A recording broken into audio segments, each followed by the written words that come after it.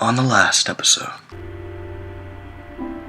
Yo, man. Sounds like you really care about this Alex.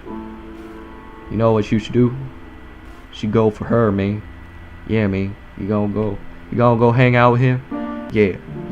Let me working on in there. And so it continues. Oh, that's my alarm. Stop alarm. I gotta go to a robotics meeting later. But I'll try to beat this game by then. It's apparently short to complete in one day. It's late Friday afternoon and quitting time is just around the corner. A bright clear day is going away to still temperate evening. You hear coworkers all around you anxiously making plans for their evenings and weekends. But you feel you really are just looking forward to going home and resting after what's turned out to be a very long and taxing work week. Just before the end of the shift, you get a call from Alex. It seems to be a group of mutual friends are heading out for a nearby pub for dinner and drinks to celebrate the end of the week. I am butchering this so hard. I am so sorry, guys. And they want you to know that if you'd like to come along. You tentatively tell her that you're emotionally exhausted from this work week. A social outing like that would take out too much of you today. You encourage her to go and have a good time since you know it's been a while since she's gone out with friends. But the effort seems futile since you know she isn't going to go without you. A couple hours later, you two find yourself in a familiar position. On the couch, watching comedy shows on Netflix. A box of pizza open on the coffee table in front of you. I don't like pizza. Am I the only one who thinks that? No, I really don't like pizza. As you look across to the couch drawer, you start to feel a little anxious. You feel bad about effectively forcing the two of you to stay in tonight. Again. While you're always appreciative of your partner's efforts to take your feelings into account and help you make sure that you're socially comfortable, you sincerely worry that you're holding her back from enjoying a more fulfilling relationship. While she does seem to be enjoying spending time with you, as the two of you sit in a comfortable, almost contented silence watching old shows you've seen 2 or 3 times before, you have increasing fear that your relationship is becoming one-sided, weighs more and more heavily on you. You feel more than ever like it's a burden or a war to her.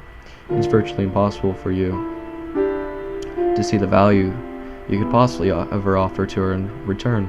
Worst of all, this nagging fear has made you more self-conscious than ever. Withdrawing ever inwards, you start to pull away from Alex and herself. What do you do?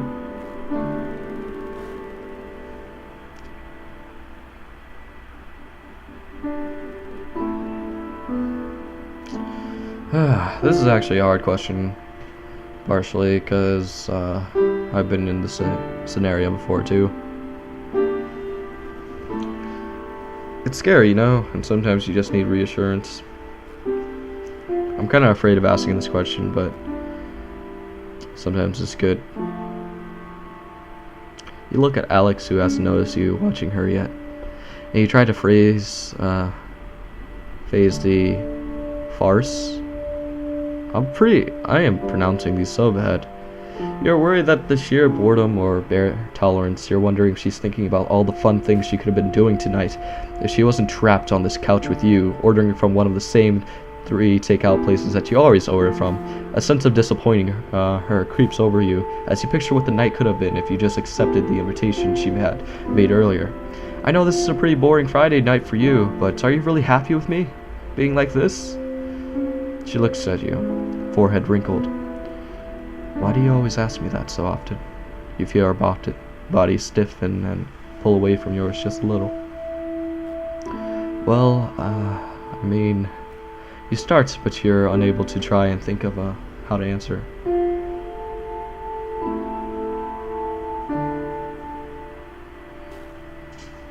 I don't know, I guess.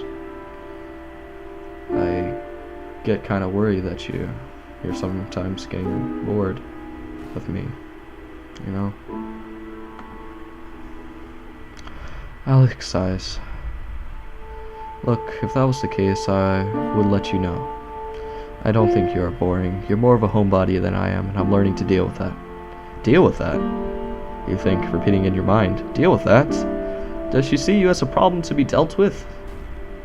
Is that Domino's pizza? I don't like their pizza. I don't like pizza in general. You try to pick her reply apart in your mind. And all of your conclusions lead to the previous worry, that you're holding her back. You begin thinking of the phrasing was chosen without too much deliberation, and that despite her attempts at reassuring you, the slip of the tongue revealed her true feelings. As you picture how much fun she would be happy having tonight. God damn. If only you accepted her invitation and managed to somehow get over your reservations and anxieties, despite not knowing how you'd do that in the first place. She cuddles back up to you. Thanks for putting up with me, you say as staring at the TV without actually watching it. She sighs in response.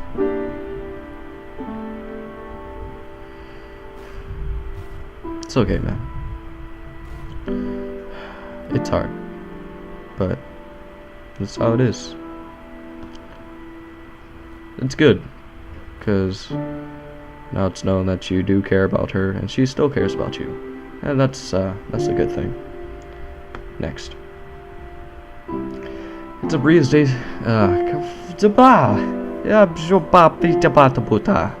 It's a breezy Sunday afternoon. You've allowed Amanda, an old friend from school that is in town for the weekend, to talk to you into leaving the house for a coffee to catch up. You meet her at a small cafe and talk about what you've been doing recently since you last seen each other. You can't feel but like they are a lot more accomplished and interesting than you are while listening to them talk about their life after school. When you turn to brief them on your activities, you feel anxious and ashamed to give them a very abbreviated version.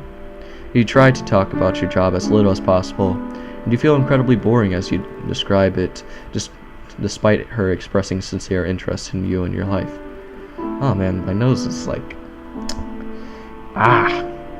Amanda has known you long enough to read your mood and tone of voice. She leans in to ask a question while gently touching your hand with a look of genuine concern on her face. What's wrong?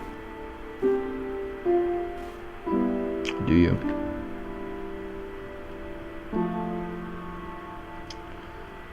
Insists that nothing is wrong and change the subject. You know what? This is actually a potentially good thing. Test the waters, snow it up a little, hoping she'll understand.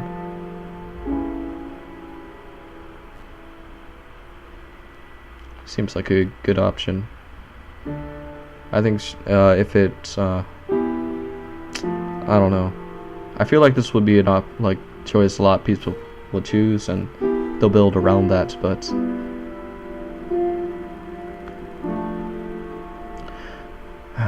though you find it's hard to lay out how you... God damn.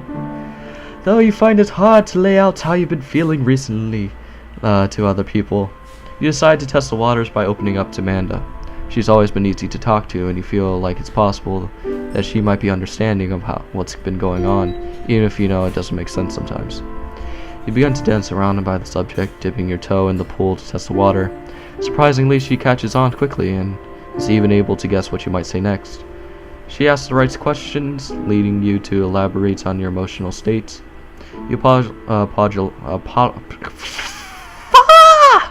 apologize profusely the entire time, feeling like you've been obnoxious, but she reassures you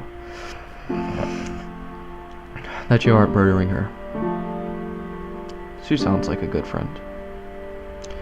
Amanda reveals to you that her mother suffers from clinical depression, and that she has spent many nights talking to her through very similar feelings. She mentions that therapy and medication have helped her tremendously, and suggests that you might give it a try. You fight it and feel somewhat like a charity case, but she tells you that she'll get the number of the mother's therapist and email it to you as soon as she can. Afterward, the conversation drifts back to small talk and shared hobbies. You spend a pleasant afternoon together, and for the rest of the day you find yourself wondering if therapy or medication can really help you. If you have an illness or simply complaining too much, and remember horror stories you hear about antidepressants. You're not so sure about what she'll do if she remembers to email you the number for a therapist, and you secretly hope that she'll forget so that you can avoid dealing with it at all. I don't know, man. Therapists are pretty freaking scary. Also, like, medication for depression.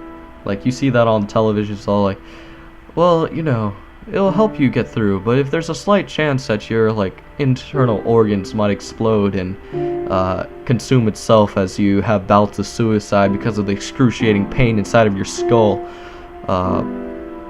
yeah, I don't know. Although I'm pretty sure it's, depression, like pills and medication, is designed to help you, so I'm just exaggerating a little bit. No, I'm serious. If you're still watching this, even though I told you not to, please go seek help. I'm just joking around, trying to be funny. Anyways, next. It's a glaring Monday, and one of those days that your brother Malcolm is in town. You feel free long enough for you two to actually see each other.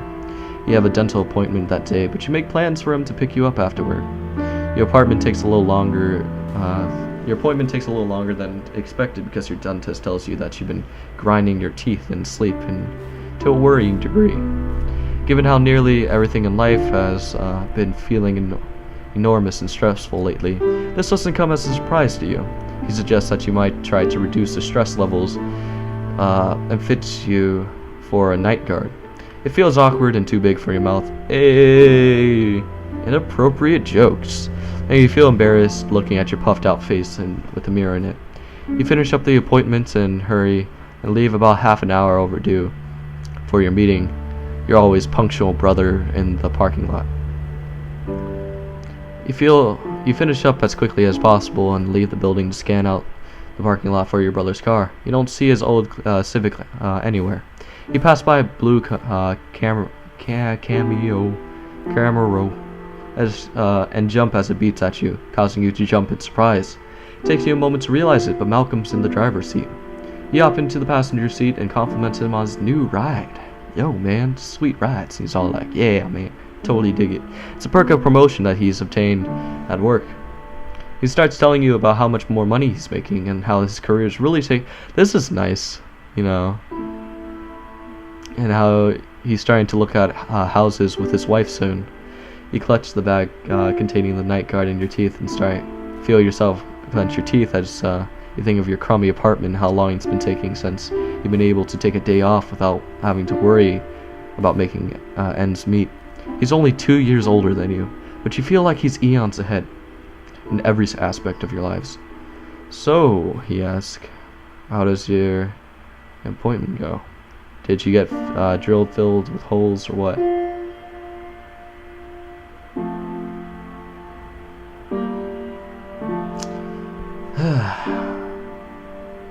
It's a good idea to tell your brother. He doesn't seem to be a bad guy. At least I don't think so, from this interpretation from him. So let's go and talk to him. Actually, I guess I've been grinding my teeth and sleep too much. Oh yeah? Isn't that a stress thing? Malcolm asks.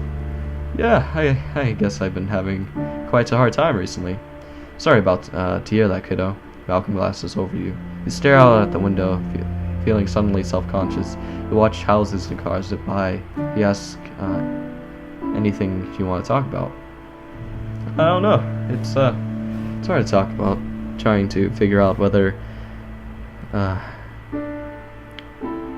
to start feeling like she's trying to pin down something flying around in your head, except millions of tiny bits of static flying around in there. It's more than talking about specific events, because there are times you feel miserable without any specific catalyst to point out to. It's a constant din at the back of your nose, constant din of noise in the back of your head that never seems to go away. It only ever gets turned down. You know what? Yeah, I know that feeling. Your mouth tastes metallic and it's hard to think straight. You try to explain this all to Malcolm, and he asks a lot of questions without judgment in an effort to give you words of this jumbled up mass of negative emotion. To help give you words to the yeah. The two of you end up taking takeout. Yo, Chinese man. And getting back to your place and talk late into the night. Your kitten takes a liking to him real quickly, despite having a serious conversation going on around her. She rolls around between you two. After a long back and forth, he asks, is there anything I can do to help you through this? Don't tell Mom, okay? Yeah, she wouldn't get it. He replies with a slight laugh. Does talking about it help? Sometimes. Kind of. Well, okay. You know, you can call me anytime you need. He rests one of his enormous hands on his shoulder. You'll get through this, kiddo. See, he's a good guy, and look, I am no longer very depressed, but I am just depressed. Gotta look at the bright side of things. And Checkers is hanging out nicely. Let's keep going. How long does this go? I've been recording for 40 minutes, and I'm starting to worry that this will cut into my meeting. I should actually call right now. Let's do a nice call to my... Let's call Ruthie. Sorry if I'm being rude. Automated voice messaging system. Never mind. 6. She doesn't pick up. Let's talk about Ronnie.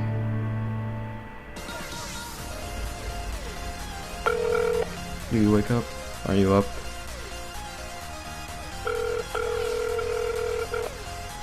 Many times most people aren't up.